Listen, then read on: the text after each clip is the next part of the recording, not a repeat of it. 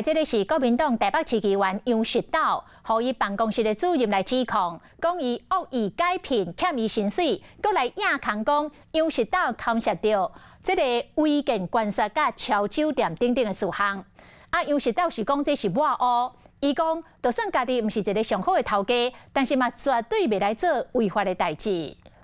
是，那我就继续上班。那假如我有任何事情我被抬出来，或者是什么，我在议员不让我继续上班，我会跟大家报告。谢谢大家。好，谢谢。国民党台北市议员杨石岛办公室的主任出面控诉讲，和杨石岛恶意欠薪水、非法加洗头路。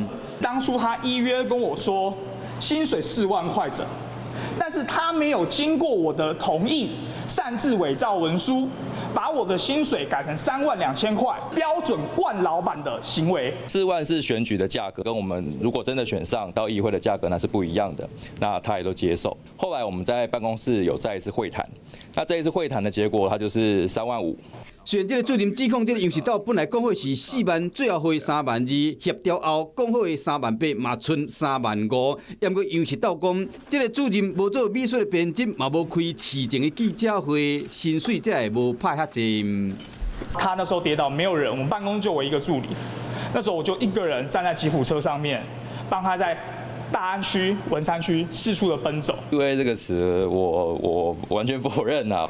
这个主任更加讲，杨石岛骂支持者，甚至违建冒去关税。我这边有他桥酒店违建等等的应有的事项。当我帮他创立了早餐会的社群，他还会辱骂这些支持者。可能这些支持者跟他有意见不一样的时候，他会骂这些支持者是一堆的低能儿。